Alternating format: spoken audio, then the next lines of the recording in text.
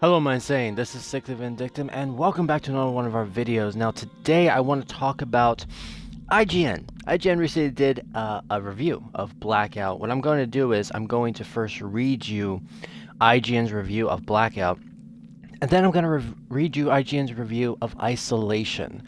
And I did this before, I recorded this, so I read the articles for the first time, live. And I had to stop the recording, and it got messed up, and I had to redo it. So I have read some, like, the Blackout review, I already read it, and I was reading the Isolation review, and I had to stop, so it's not the first time, but just wait on. We're gonna jump right into this. And IGN, at the beginning of the Blackout review, they refer to Isolation with a word. They describe it with a word, and I want to really put some emphasis on the word that they use and really break down what the hell they're talking about. So here it is, the Alien Blackout Hands-On Don't Panic It's Fun review, written by a Lucy O'Brien. On the news that the next video game set in the Alien universe was to be on mobile devices, there was some understandable vocal disappointment. We haven't had an Alien game since 2014's Divisive Alien Isolation. Divisive Alien Ice. Remember that. We're going to come back to that later. And that game was good enough to leave fans hungry for more of that idiosyncratic cat and mouse tension. The good news is then that Alien Blackout is going all in on delivering that tension, albeit on smaller platforms and on a smaller scale. Set between Alien Isolation and 1986's Aliens, it's not a direct sequel to Isolation, but it does take place sometime after it. Foxnet and D3 Goes Alien Blackout sees Amanda Ripley on a broken space station, once again isolated with a stalking xenomorph on board. A small crew of 4 with a broken ship stumble across the station, and essentially it's up to Amanda to keep them and herself alive from the confines of a security terminal with a limited power supply across 7 levels. She's also doing it all against an 8-minute timer. Once the clock runs out, so does your power. Blackout. The idea was born from, of all things, Alien Covenant. Senior producer Josh Austin tells me, you know that part with David closing all the doors to funnel the alien through? I thought this would be an extremely fun mechanic. Five Nights at Freddy's absolutely comes to mind. It's bone-shaped blackout, my bad. But there's more going on here. Thanks to the unpredictability of the alien and, of course, the sense of urgency that comes from shepherding NPCs through a labyrinthian infrastructure that includes a network of vents and hiding spots. You can draw paths with your finger for these NPCs to travel, as well as affect basic behavior using stop, hide, and hurry up commands. There's a temptation to maintain a constant eye on their progress to speed things up, but it's more important to track their nimble and often invisible foe. This can be done imperfectly in a couple ways. While juggling your power supply, you can attempt to locate it on your terminal through floor-based motion trackers, which, if triggered on the right floor, will show her as a red dot on your screen. You can also attempt to see it through your cameras, though you won't see it while it's in vents. You're always trying to keep an eye on him and trying to keep your NPCs alive, says Austin. We set up specific blind spots sometimes that would make it more intense and add to the atmosphere. It's a security terminal. It's not supposed to have everything tracked. You can also hear it. Sound is a big part of Blackout, as it was in Isolation, and can be used in a number of ways. The xenomorph is triggered by sound, so you can shut doors in random parts of the station to throw it off the crew's scent. Conversely, if you make too much noise while directing your crew, the xenomorph will come for you, in which case you'll need to trip the emergency door and power down the entire station. In other words, it's a classic alien cat and mouse dynamic, and that means it's hard. Remember that word, it's hard. We're going to come back to that later, and not for the reason you think. Though you carry on if you lose a crew member. If you lose all of them, you'll be sent back to the beginning of the level. The Xenomorph doesn't do the same thing twice, says Austin. So you might play a level and it might come from here or it might come from somewhere else. It's very unpredictable, but we fought very hard to keep it that way so that we can make it a really good Alien experience. From what I played, Alien Blackout certainly looks like it could be a really good Alien experience, and what's more, it's a full game. Just want to take a little pause right there. This little pause right there. Without the baggage of microtransactions that will come to dread, that we have come to dread from mobile titles. To be clear, there are 0 microtransactions. It's the $4.99 for the game, and then you're done. I certainly spent some time panicking while playing it, but not because of the reasons I thought going in. Now, that is a review of Alien Blackout. Now, there's something to keep in mind here. Before I break this down, before I read the Alien Isolation review, there's something to keep in mind. It is an IGN review. Yes, it was written by someone else. So if you compare the two, there can be people can say, well, it was a totally different person. You can't, but they all represent the same company. So anything they say is a direct reflection of the same company. Just because one editor says one thing about this game, and then another editor, completely different editor, says something about this game, they're still under the umbrella of IGN. So it basically is the same entity putting out these statements. That's why they fired that guy who plagiarized. I can't remember his name. Who did the he plagiarized a YouTuber for the review. I can't remember his name for the life of me. So let's go back, shall we? Go back to the very beginning of this review. And I want to read this again. We haven't had an Alien game since 2014's Divisive Alien Isolation. Divisive Alien Isolation. In what Xenoverse? I almost said Xenomorph. In what Xenoverse was Alien Isolation divisive? There were people who didn't like it, yes, but it was a landslide of people who did. The game got critical praise from most critics. It was a slam dunk with fans. The sales weren't as good, but a lot of people can contribute that to, number one, maybe people didn't have that much faith in Sega after Colonial Marines. Or maybe two, maybe it's because people like IGN employees. Maybe it's like them putting out reviews like complaining about the hard mode, saying the hard mode was too hard. Or with GameSpot saying that Alien was too unpredictable. The whole point of the game. You could argue this all day long. But if you look at the facts, I don't think you can argue, well, I just say you could argue with it, not successfully, that one of the reasons why Alien Isolation performed so low on the sales is because of BS reviews like IGN, complaining about BS stuff. They gave it a 5.9. They gave it a mediocre. They called this game mediocre. They only gave it 1 point more than they gave Colonial Marines. Divisive Alien Isolation. Where was the division? There was no divisiveness. Is that a word? I don't know. Fans were not split on if they loved Alien Isolation or not.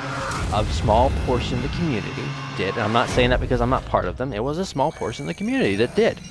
A small portion of the community did not like Alien Isolation. But I would say arguably more than 95, I go to 98. 98% of the Alien community, the Alien fans, absolutely adored Alien Isolation. Lucy, I think you really need to look up the definition of divisive. Because you use it in this article, and it's very clear that at this current moment, you have absolutely no idea what it means. I'm not saying it as an insult. It's just the truth. You shouldn't use words that you don't know what they mean.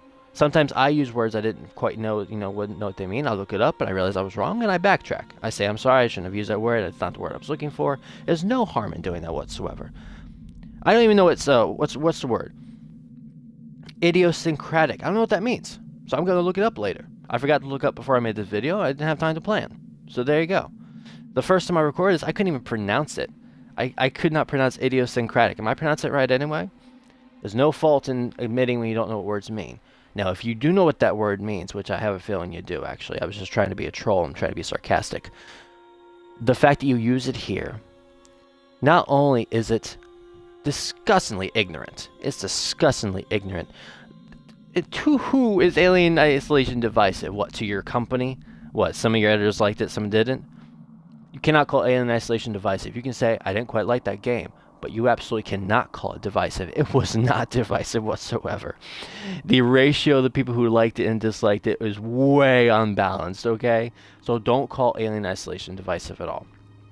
The reason I think she did this is because she remembers their review of Alien Isolation. So if they backtrack now, if they don't refer to it the way the other editor had feelings toward it, in the same manner, in the same attitude, then they run the risk of having that review's credibility in question. You know? Okay, so how come you admit now that it was a pretty good game if before you didn't? They can't do that. They have to stick by their guns. That's why she's calling it divisive. But she could have just glossed over it. She didn't have to describe it at all. She could have just said after 2014's Alien Isolation, boom. Divisive Alien Isolation. Oh my god. So, now we're going to go read Alien Isolation's review. Yeah, the one IGN did. Ryan, I think his name is Ryan McCoffey. If I'm mispronouncing his name, I'm not trying to, dude. I know I don't like your review, and I don't really like you as a source of news. But I'm not trying to purposely mispronounce your name. So, here we go. Alien Isolation Review and Internal Terror by Ryan, I'm going to guess McCoffey. Thanks to a slick opening that includes nostalgic narration and busted tracking on the VCR. Oh wait, before I continue, in the other review, I forgot to mention, they bring up the fact of Alien Blackout being hard. I think that's interesting because the Alien Isolation being hard was something that Ryan made a note of in this review. So I kind of feel it's weird that they would contrast that. I'm not going to go into the fact of, it's a full game. It's not a full game.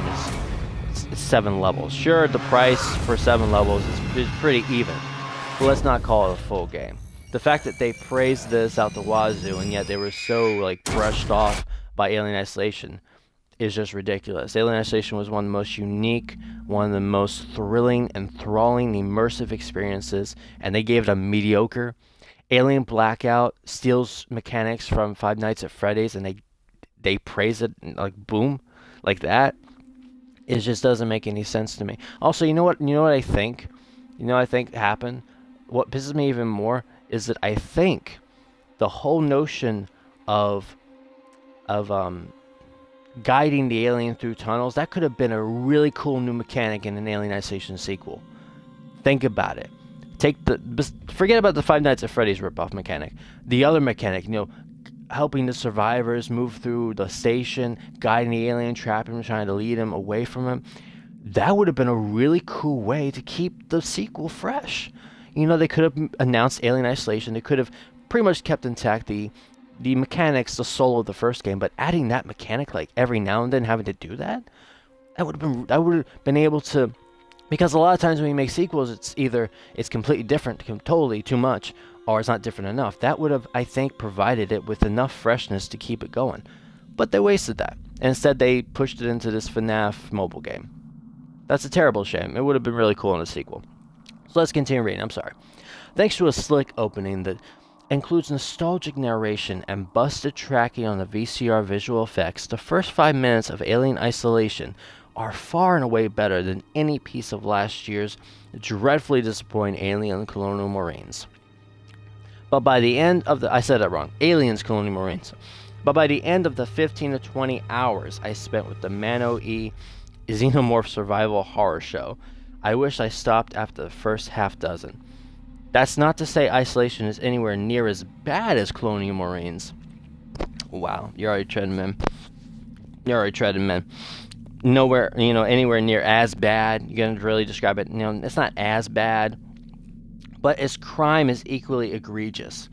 It is a great idea that in practice not only wears out its welcome, but drags on so long that it almost completely erases any traces of the fun I once had, which is a whole different form of horror than I was expecting. Now, this review is kind of longer, so I don't want to read the whole thing and break it down. I'm going to read a paragraph and break it down.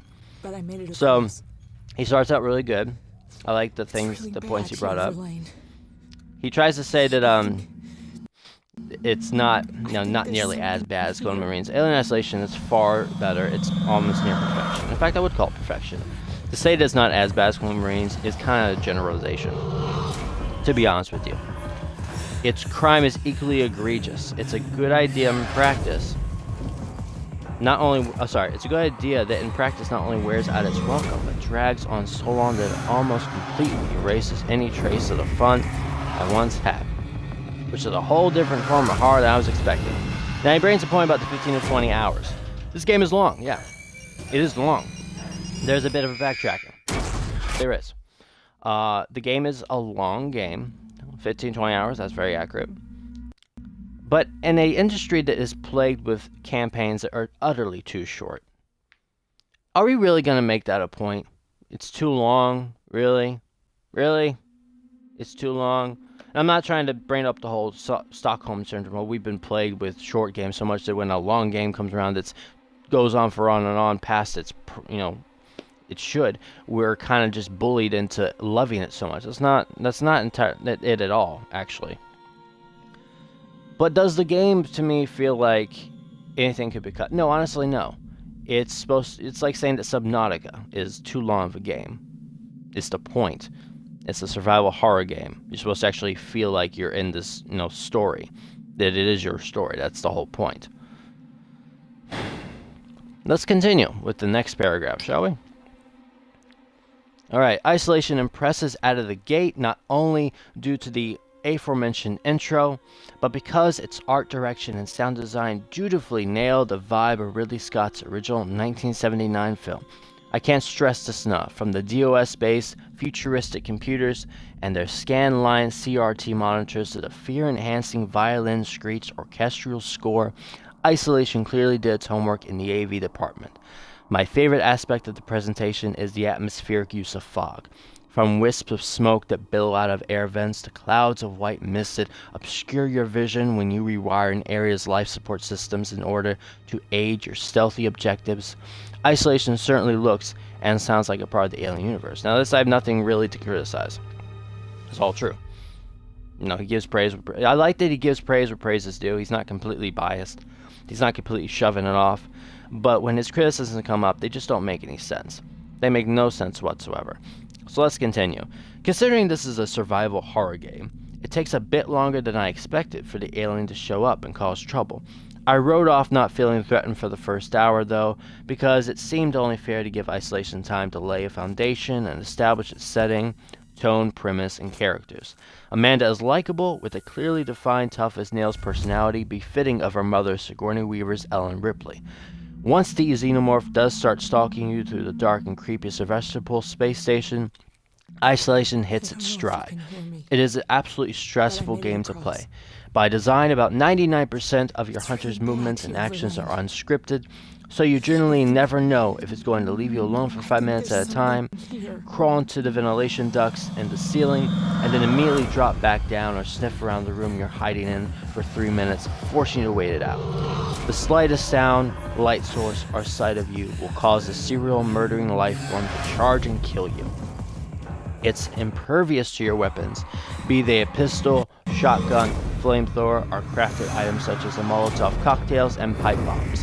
In fact, only the latter three of these can even annoy the alien enough to force it to temporarily leave the area. A slower, quieter crouch walk from locker to storage cabinet to under a desk is often the safest method of progression. I know I said that word funny, progression. But as you'll come to learn, the alien's unpredictability is both Isolation's greatest strength as well as its most crippling weakness. Now, I haven't finished the paragraph. Well, that was a paragraph. I haven't finished the segment. Saying its unpredictability is both its strength and its greatest weakness. The only fashion that this game would have its unpredictability and unscripted AI would be its a weakness is if the game either broke immersion, made you feel like you're not actually fighting against a real creature, or it just becomes so incredibly unfair that you just can't progress. I have seen several videos on YouTube, people complaining that Alien Isolation is just BS. That there's no way to get around it. That it's just OP as hell. It's too hard, you can't get around it. And these videos I've seen, I always notice one thing. They're always hiding. Like, that you're supposed to hide, but they're hiding too long. They just wait underneath a thing. And then after the alien, I call him Jeffrey, after Jeffrey goes away for a few moments, They then still wait there 5 minutes after, and then by the time they get the balls to get up and leave, the alien of course comes back. And then they're like, oh, it's BS, he came right back. No, you're just not playing the game right, not playing it smart. Now in real life, I would probably hide till I got killed. It's just, I'm a little crybaby bitch. But that is the only way that the unpredictability of the AI would be a weakness, and it's, in my opinion, it's not at all. That this game doesn't have a bad design, doesn't have a terrible AI or, mechanic or anything. It's bad players. And I hate to say that. I hate to be like the person that says, get good, because I hate that. I hate that as an excuse. But that's what it boils down to. This game is not unfair. It is challenging. And let's see what this guy has to say further on. See how he explains how the unpredictability of the alien could be a weakness. Let's see, where was I? Excuse me. Oh, the typical encounter in isolation goes like this. You get a warning pulse from your painstakingly recreated motion tracker. Hear the unsettling sound of the alien spawning into the area as it drops in from an overhead air duct. You hide in a locker, storage cabinet, or under a desk. Stare at your motion tracker until the creature completely leaves the area, and then you proceed as quietly as possible towards your next objective. You can hear me. And for the first several hours of gameplay, that formula works to tense, satisfying effect. Yes, you'll die a lot if you're like me, but during this honeymoon period, isolation effectively keeps the pressure on. Manually activated, wall-mounted telephones are the only way to save your progress. It really feels like a miniature victory unto itself. And getting impaled by the alien before you pick up the receiver is a dramatic defeat. The clomping of the alien's footsteps, the bassy whump of its skittering around in the air vents above you, its angry shrieks and hisses, having to lean back and hold your breath as it sniffs for you while you're hiding in a locker inches away from its acidic spittle. They all make isolation very good at ensuring that you're never comfortable while trying to get the hell off the Sevastopol. A handful of time-hacking mini-games you must complete while the creature can be lurking anywhere are also high points of fear. Now here, this is where he starts to describe its weakness. So let's get a look at this. Unfortunately, the campaign mirrors the Sevastopol itself. The longer it drags on, the more it falls apart as it begins to tumble out of orbit and toward a gas giant. Ripley's nightmare became my own as isolation moved its goalposts back so many damn times that it was almost comical. First is an oddly extended alien-free stretch midway through that pits you against aggro androids instead of organic terrorists. Mercifully, the bots can be killed, but not without well-placed headshots from firearms that are cumbersome to reload. That and the scares disappear without singularly, I can't say a word right now, singularly lethal force stalking you. This is not a first-person shooter, though it occasionally pretends to be. Worse, I strongly believe that isolation was ending on at least 2 separate occasions, with the second of those times even seeing the resolution of Ripley's original motivation to get some sort of lead. I messed up horrible. Let me restart this. Worse, I strongly believe that isolation was ending on at least 2 separate occasions, with the second of those times even seeing the resolution of Ripley's original motivation to get some sort of lead or closure on her missing mother. It turned out I wasn't even close. I had another few hours to go, but now without any real reason behind it. Your objective is a final sounding escape the station for a good 8 hours or so, but with so many errands to do along the way, not to mention the incessant and irritating backtracking across the entire ship, isolation falls into a pit of frustrating repetition from which it cannot escape. Now I want to stop right here and just focus on this little bit right here. As I said before, yes, the game is a long game. It's a very long game. And in my opinion, I think that the pacing of this game really reflects the films. It's not of, A, B, C. It's A, B, oh my god, C got killed, we gotta go to D. Oh my god, D's ripped apart, we gotta go to F, what do? We gotta backtrack, oh my god, let's go back to plan A. It mirrors the movies itself. And also, I liked it. Maybe it's just a preference thing. I love it when games like, or I think it's almost over, and then like, oh my god, there's more to go. Awesome, especially if you're having a hell of a time. If you're not going to enjoy the game, which he didn't, because he admits later on that he played on hard mode. So I don't think he enjoyed the game at all. Maybe it's not his cup of tea. But I don't think that the pacing, it feels natural. It feels like real life. I mean, sometimes shit happens, you know. I like the fact that it kept me guessing. I didn't quite know what was going to happen. But if you're not enjoying a game like I don't think he did, of course you're going to notice that a lot more. You're going to really let it drag. I have a feeling he wanted the game to end as quickly as possible. But that's just an assumption. I'm not trying to make a judgment. I'm just saying from a standpoint, I guess it's more of a preference thing. Because the pacing I've seen hasn't really bothered a lot of people. It's just this guy and maybe a few others, you know. I'm not saying that people aren't, more people aren't bothered that I haven't seen, but that's just my personal observation. So rather than throw a new gameplay twist at you, Isolation, like so many games before it, simply spends hours making you run a funless gauntlet and contend with everything that's thrown at you so far simultaneously, including human, android, and extraterrestrial foes. Fright dissolved into frustration as I got killed from behind for the umpteenth time, even as I was crouched and motionless and out of sight in an air duct. The survival horror joy found in the campaign's early hours is completely and permanently erased. Even when you finally reach the end, it's an underwhelming conclusion that doesn't adequately pay off the 15-20 hours you just survived.